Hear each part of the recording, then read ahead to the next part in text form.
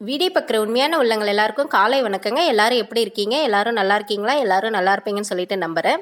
இதுக்கு பேர் என்ன சொல்கிறதுன்னு தெரியல. வாழைக்காய் பஜ்ஜின்னு சொல்கிறதா, வாழைக்காய் வறுவல்னு சொல்கிறதா, இல்லை வாழைக்காய் சிப்ஸுன்னு சொல்கிறதான்னு தெரியல. பேர் என்னவா இருந்தால் என்ன, டேஸ்ட்டு நல்லா இருக்குல்ல.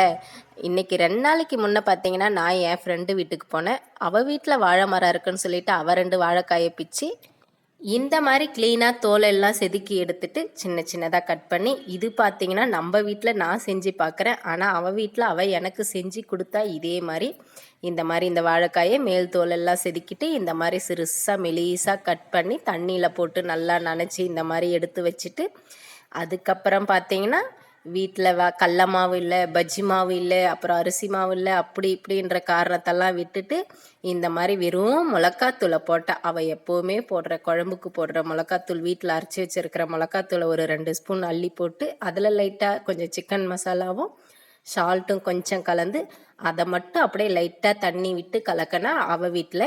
நான் வந்து பார்த்திங்கன்னா இது கூட கொஞ்சமாக அரிசி மாவும் சேர்த்துருக்கேன். நம்ம ரெடிமேட்டாக விற்கிற அரிசி மாவுமே கலந்து லைட்டாக கலந்து இதை நான் தண்ணி விட்டு நான் கலக்கி நான் போட்டிருக்கேன். இதை வந்து பார்த்திங்கன்னா கை வச்சு கலக்கணும்னா இது வெறும் மிளகாத்தூளுன்றதுனால கை ஃபுல்லாக எரிச்சல் கொடுக்கும், ரொம்பவே எரிச்சல் கொடுக்கும். அப்படிங்கிறதுனால இந்த மாதிரி சின்னதாக ஒரு ஸ்பூன் எடுத்து போட்டு அதுக்கு தேவையான அளவு தண்ணியை விட்டு நல்லா இந்த மாதிரி கலக்கி எடுத்துக்கிட்டேன். அதுக்கப்புறம் இந்த வாழைக்காய் கட் பண்ணி வச்சுருக்க வாழைக்காய் அதில் போட்டு அதையுமே நல்லா ஒரு கலரி நல்லா ஃபுல்லாக கலர்ற மாதிரி கலக்கி விட்டு இந்த மாதிரி ஒரு 10 நிமிஷம் நல்லா ஊற வச்சு விட்டுட்டேன். அதுவும் 10 நிமிஷம் ஊறிச்சு. ஊறினதுக்கு அப்புறம் பார்த்திங்கன்னா எண்ணெயை நல்லா நம்ம அடுப்பில் வச்சு காய வச்சுட்டோம். இந்த மாதிரி காய வச்சதுக்கப்புறம் இதை ஒவ்வொன்றா எடுத்து இந்த மாதிரி போட்டு விட்டேன். கை வச்சிங்கன்னா கை எரியும், அதனால் ஸ்பூன்லேயே பார்த்து பதமாக போட்டு எடுத்துக்கோங்க நீங்கள் செய்யறதா இருந்தால். கண்டிப்பாக நீங்களுமே இந்த மாதிரி செஞ்சு பாருங்கள். வாழைக்காய் மட்டும் கிடையாது, உருளைக்கிழங்கு நிறைய காயில் இதே மாதிரி செஞ்சு பாருங்கள். பஜ்ஜி மாவு போட்டோம்னா பஜ்ஜி மாவில் எண்ணெய் குடிக்கும், அதனால் உடம்புக்கு ரொம்ப கெடுதல்.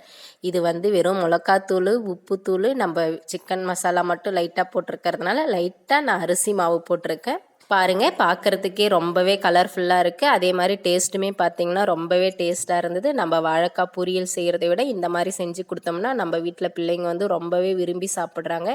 எனக்குமே 2 வாழைக்காயை பிச்சு கொடுத்து பசங்களுக்கு போட்டு கொடுங்கன்னு சொல்லிட்டு கொடுத்து விட்டால் நான் அதை அதே மாதிரி அன்றைக்கி சாயங்காலம் பசங்களுக்கு போட்டு கொடுத்தா ரொம்பவே விரும்பி சாப்பிட்டாங்க நம்ம தம்பி பாப்பா.